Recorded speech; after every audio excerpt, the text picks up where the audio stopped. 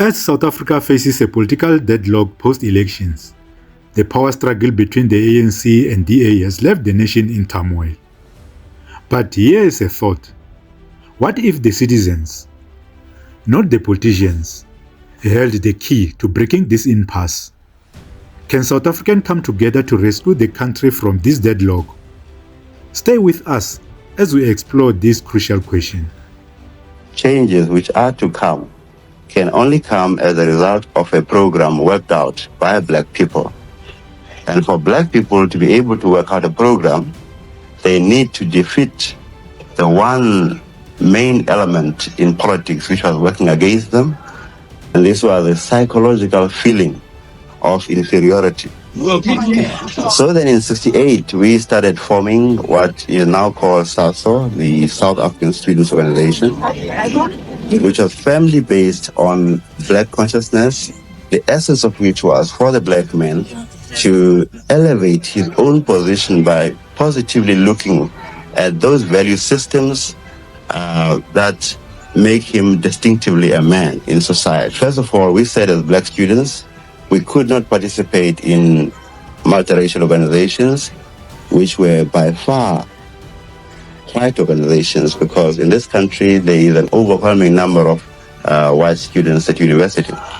And secondly, these organizations were concentrating mainly on problems which were affecting the white student community, which meant that NUSAS as an organization gave political opinions which were largely affected by the whiteness of that particular organization.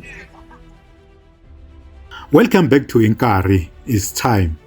I'm Kondos, your host, and today we're shifting our focus from the politicians to the people.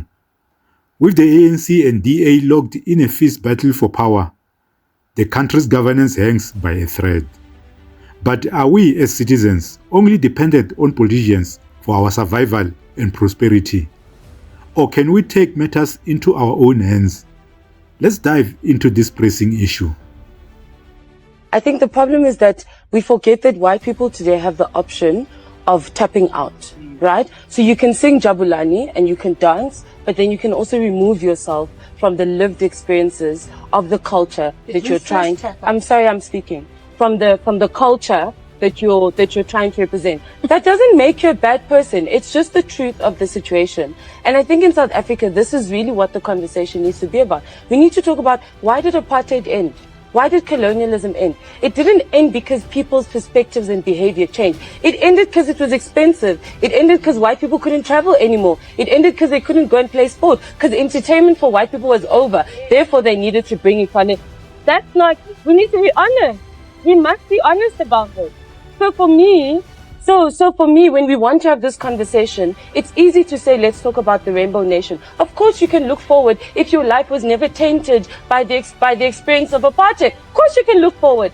It's not the same. And that's the experience of being Black, constantly having to reconcile your existence, reconcile your humanity, and demand respect and demand a level of humanity as opposed to what other people just get automatically by being white. That's the reality. You don't have to label it as racism if you don't want to, but it is what it is. All right. Let's explore the following 5 items together and see if we as a community can take actions ourselves. 1. Current political situation. The May 29 elections left South Africa without a clear winner, leading to a power struggle between the ANC and DA. An attempt to form a government of national unity has been mired by demands and disagreement, leaving the nation in a political stalemate. 2. The role of citizens in a democracy. Democracy isn't just about casting a vote every 5 years. It's about active participation in the political process. South Africans have a history of mobilization and grassroots activism, from anti-apartheid movement to recent protests demanding social justice. 3. Potential action for citizens. Public advocacy and pressure.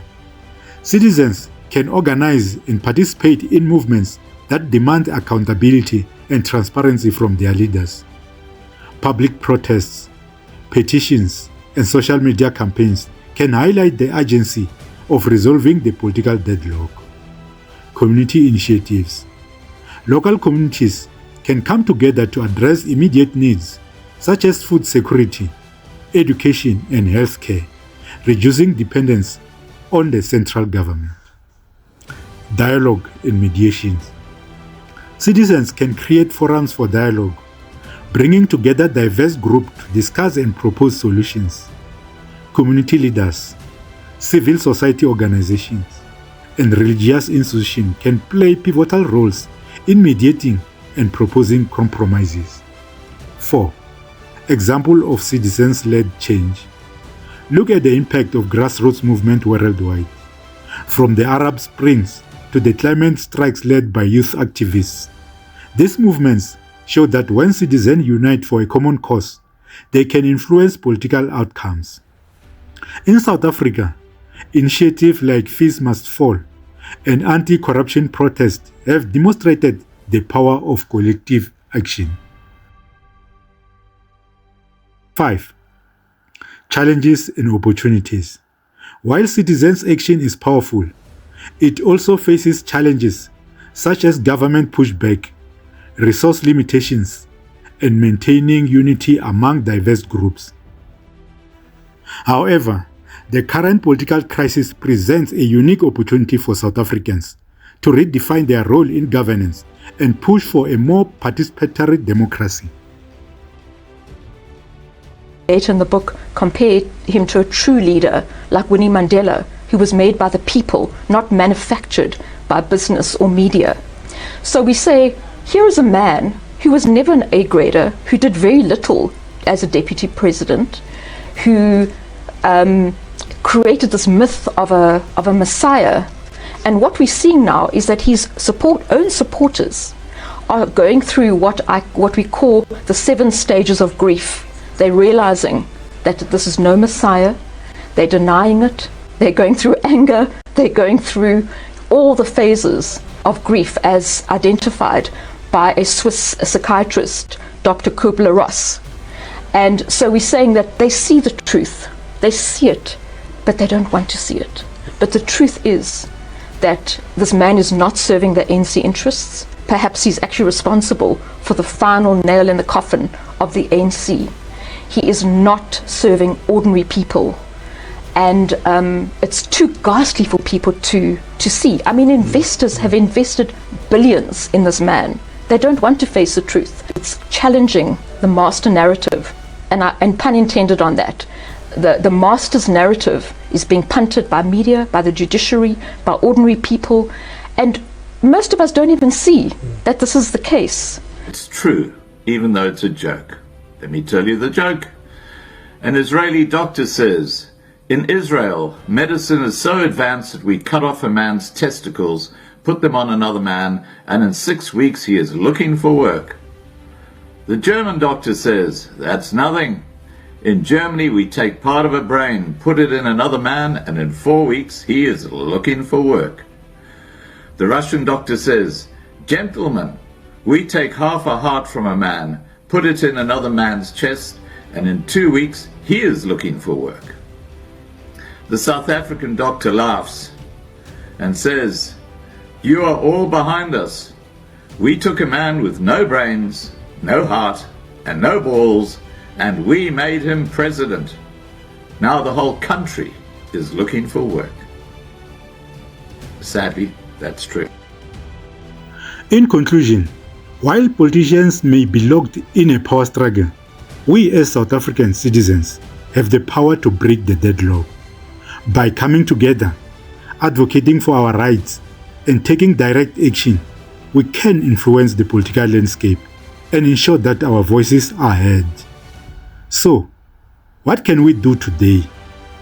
We can join a local advocacy group, participate in community initiatives, or start a dialogue in our community. Remember, democracy thrives not just through elections, but through active and continuous citizen engagement. Thank you for tuning into Inkari. It's time. Don't forget to like, share, and subscribe for more insights into South Africa's political and social issues. Share your thoughts and ideas in the comments below. How do you think citizens can best influence the current political situation? Until next time, stay informed and proactive. We can no longer rely on politicians to control our lives and future. Your participation matters. Together, we can shape the future of our nation. Stay tuned to Inkari. It's time for more updates and discussions.